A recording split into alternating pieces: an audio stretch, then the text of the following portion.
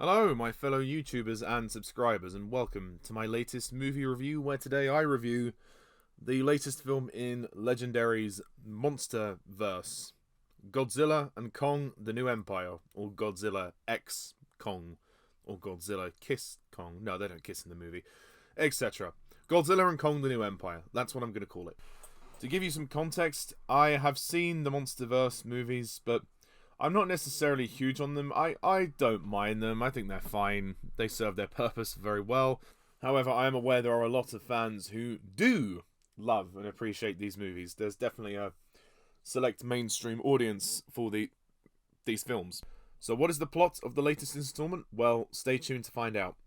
Two ancient titans, Godzilla and King Kong, clash in an epic battle as humans unravel their intertwined origins and connection to Skull Island's mysteries. So adding to that, essentially, Godzilla and Kong are now teaming up in this movie to fight some more creatures. One of which I believe is called Shimo, I think. Don't quote me on that. So Godzilla and Kong: The New Empire. It's pretty much what you would expect it to be. There's no great mystery. There's no great story. There's no great suspense or build up. Let's not beat around the bush here, guys. It is what you would expect. I thought this movie was fun. It was a good fun way to spend 2 hours. If you want to just see things hit each other, this is your movie. If you don't care about plot, if you don't care about characters, this is your movie. I feel like I'm repeating myself with these movies, but at the same time, that's all these movies are meant to be.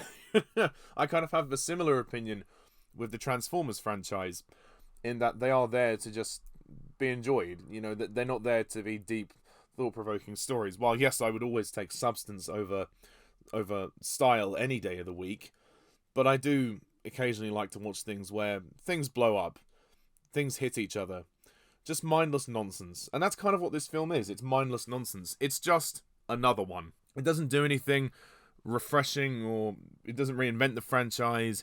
It doesn't take it in a new direction. It gives you more of what you want, and it gives you more of what you've seen before. So if you're used to that, and if you're content with that, good for you. If I'm judging it as a film, there's definitely a lot that could be improved with this movie. The story is very weak. The story is bare bones. The story is thin. This doesn't really feel like a cinematic universe. These movies just feel like one franchise where all the movies do the same thing. There's no overarching narrative like Marvel or DC. They just kind of do their thing. That's kind of all it is. So the fact they call it a monster universe is kind of surprising to me. I've never really felt that it was a universe as such. The monster franchise, that kind of makes more sense. If you're a die-hard fan of these films, you will not be disappointed. The movie gives you enough action to keep you entertained. It's a popcorn-munching romp of a movie. That being said, there's definitely more of Kong than there is of Godzilla. I think that Godzilla doesn't feature as much in the movie until the third act. But when they do come together, there is something pretty sick about seeing them fight together. That is kind of cool. So the payoff is great. And as you would expect, the human characters, once again, just very dull. Very dull indeed. I mean, the last Kong Godzilla movie was more of an event because it was the first time they'd really come together in a long, long time. There have been many King Kong and Godzilla movies over the years, but the last one, which I think was just called Godzilla vs. Kong or something, which came out a few years ago during the pandemic, that one was more, how can I put it? There was more of an event attached to that one. This is just more of the same. Whereas I would rather have had more than just more of the same. I think, honestly, if this franchise wants to establish itself as a cinematic universe, it needs to get better writers. You need to create some more substance for the story. There's a lack of stakes. The action is fine and it's fun, and I know that's what it's meant to be. But if I really wanted to make this special, I would have approached this with every fibre of my being to make it as good as it could have been. They do try to inject some heart into there with the human characters. There's a mother-daughter relationship with Eileen, played by Rebecca Hall, and Gia, her adopted daughter, who was the girl from the previous movie. They have a relationship, but it's not really developed all too much. And there's other characters who are just kind of there. And you've got Dan Stevens, who plays Trapper, who is this kind of very cool vet. He's so unlike a vet, but he's a vet. And yeah, he does fine with what he has, and same with Brian Tyree Henry as Bernie, the podcast guy. They are there for comic relief, and I wouldn't necessarily say the movie's funny as such, but they serve their purpose. But as I said, there really just isn't much to say about these movies. They are what they are, and obviously the visual effects are very good. The action is spectacular. It does what it set out to do. I just feel like if you're going to engage me personally in this franchise, I would want you to have a bit more substance than this.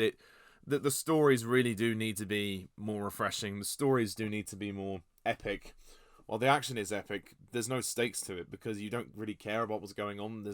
You're not really invested.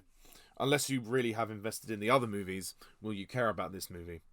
And I didn't really know what the story was. It was just something was going on in Hollow Earth, and then Kong and Godzilla needed to team up to defeat this other creature.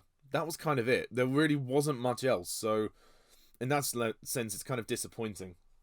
But overall, if you just want 2 hours of popcorn fun, this is definitely a movie for you, and it will keep you pleased. I mean, if you have young kids, especially young boys who are about the age of 10, they'll probably like this film. Let's put it that way. They will probably like this film. So, to give it an overall score, I will give Godzilla Kong the New Empire, I'll give it a 7 out of 10.